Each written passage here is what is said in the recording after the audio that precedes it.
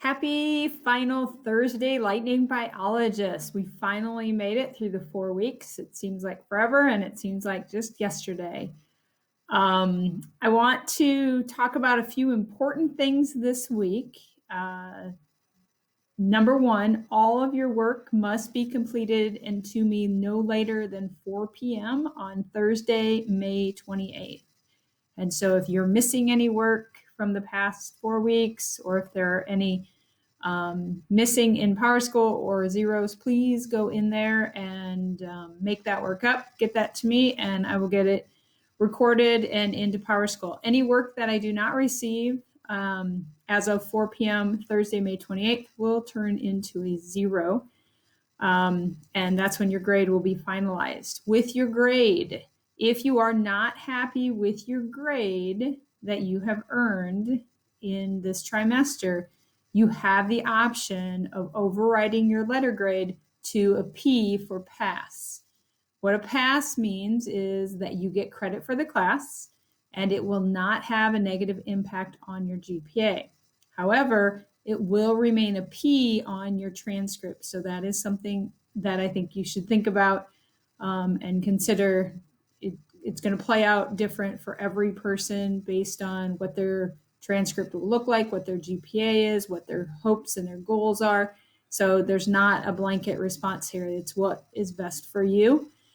If you want me to change that letter grade to a pass, you have to email me. Okay, you absolutely have to email me and just say, hey, secrist, I don't want my C, I want it to be a pass, or whatever the situation is. Please know you cannot get anything lower than a D. If your grade drops to below 60%, I automatically will override it with a pass. You will absolutely, if you are passing at this point in time and continuing the work, you will pass the class. You will not receive a grade lower than a D. So I just need you to know that. The other thing I need you to know, because of COVID, our school district has gone away with the plus and minus grades. I know some of you that might bother you.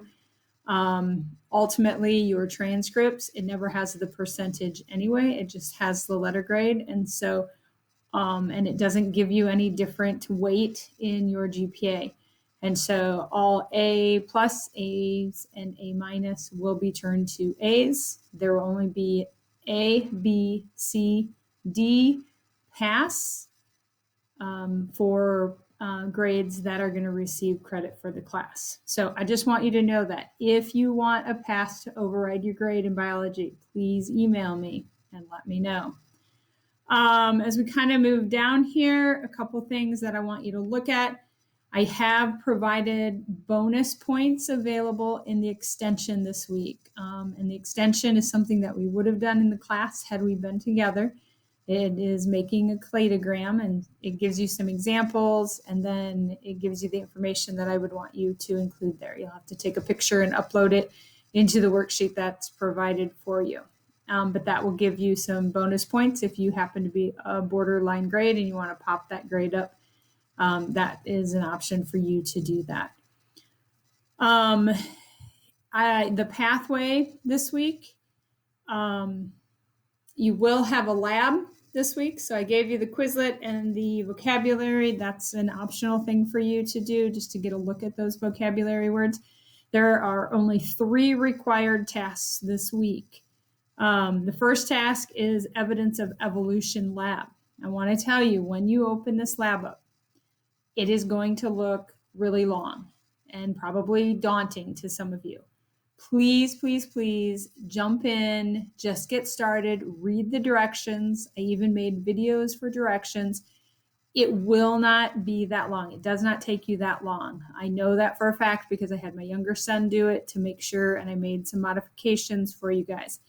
And so it's a pretty cool lab. The reason it's so long is because it's a lab. So it's something that I would have had things setting out in the lab. I had to embed images of those in the actual document. And so the document seems very, very long. The actual activity is not. And it's pretty cool. You get to look at the evidence that scientists use to support evolution. And so for one of them, you get to compare 6 or 7 different embryos, and you have to decide, and it's total prediction, so you can be completely wrong. A lot of it is just your thought, but you get to decide which one is the human, which one is a salamander, which one is a chicken, which one is a tortoise, and things like that. And what it's going to show you is that in early stages of development, we actually have really, really strong homology. My guess is very few of you would really be able to guess which embryo is actually the human. I wouldn't be able to if you showed me them independent of each other. So that is the Evidence of Evolution Lab. Please just jump in there, feet first, get it done. It will not take you that long. The second required action is an Edpuzzle video that Mr. Oswald put together for you guys. It's a lecture going through. It is 23 minutes and there are 15 questions in there. Those 15 questions will be counted as accuracy points this time. So typically in the past, most of the Edpuzzles have been, you get the points if you do them.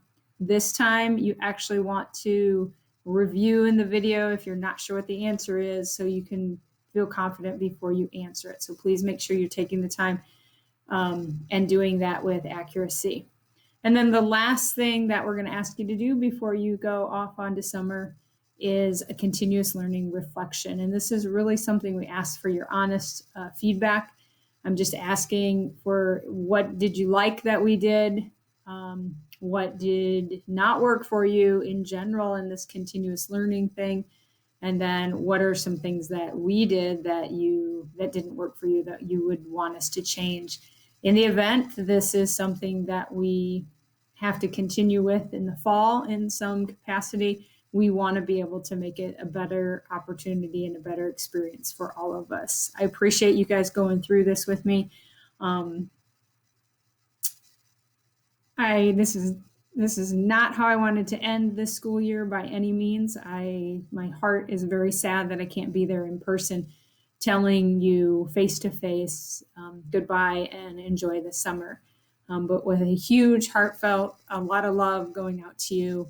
I miss you guys, and I hope that you have an absolutely amazing summer. Take care of yourselves, make good decisions as our state seems to be slowly opening up or quickly opening up, I guess how you look at it.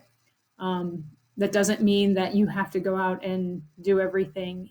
Please, please, please still take precaution. You know what a virus is. You got to study it in biology, and you know that it's not going away. You know that it needs a host to survive. And so if you can protect yourself with good hygiene, wearing a mask, washing your hands, and not allowing it to reproduce off of your cells, that is something that I just ask that you keep in mind. But walk forward, not fearful, but confident that you can do the things that you need to keep yourself safe. Have a wonderful summer, you guys. I will see you in the fall, and take care. Peace out. School's out for summer. Enjoy this last week.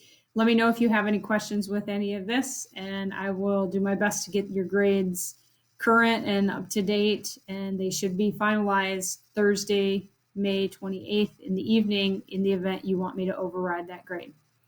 Take care, you guys. Bye-bye.